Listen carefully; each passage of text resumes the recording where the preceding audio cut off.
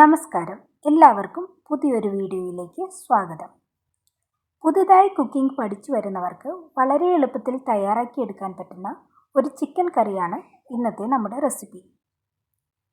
Chicken കറിക്ക് ആവശ്യമായ സാധനങ്ങൾ എന്തൊക്കെയാണെന്ന് നോക്കാം.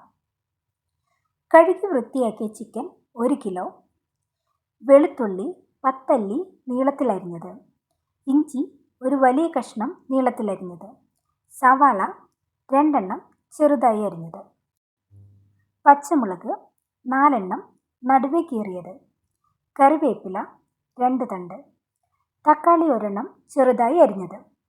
ഇത് കൂടാതെ ചിക്കൻ കറിക്ക് ആവശ്യമായ മുളക് പൊടി, മല്ലിപ്പൊടി, ചിക്കൻ മസാല, ഗരം മസാല എന്നിവയും എടുത്തു വയ്ക്കുക.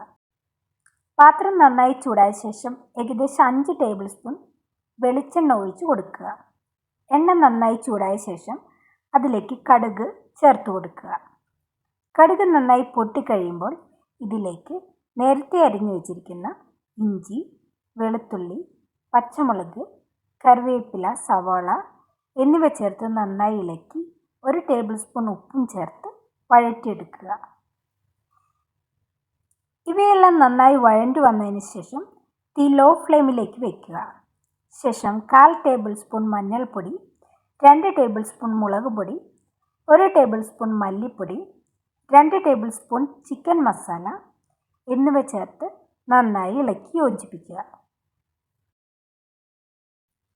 മസാലയ്ക്ക് ഒരു 2 മിനിറ്റിനുള്ളിൽ തന്നെ നന്നായി മൂത്ത് കിട്ടും. ശേഷം അതിലേക്ക് അരിഞ്ഞു വെച്ച തക്കാളിയും ചേർത്ത് നന്നായി ഇളക്കി യോജിപ്പിച്ച് ഒരു 2 മിനിറ്റ് നേരം മൂടി വെച്ച് വേവിക്കുക. ശേഷം അതിലേക്ക് കഴുകി വൃത്തിയാക്കി വെച്ചിരിക്കുന്ന ചിക്കൻ ചേർത്ത് കൊടുക്കുക. ചിക്കനും മസാലയും നന്നായി ഇളക്കി യോജിപ്പിച്ച ശേഷം പാത്രം അടച്ചു വെച്ച് മീഡിയം ഫ്ലെയിമിൽ വെള്ളമൊഴിക്കാതെ 10 മിനിറ്റ് വേവിക്കുക. ഏകദേശം 10 മിനിറ്റിനുള്ളിൽ തന്നെ ചിക്കനിൽ നിന്ന് ആവശ്യമായ വെള്ളം ഇറങ്ങി കറി നന്നായി തിളച്ചു തുടങ്ങും.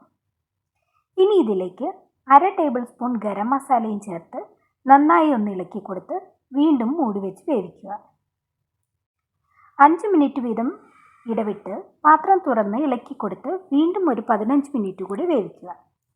ഇങ്ങനെ ചെയ്യുമ്പോൾ നമുക്ക് നല്ല തിക്ക് ഗ്രേവി ഉള്ള ചിക്കൻ കറിയായിരിക്കും കിട്ടുക.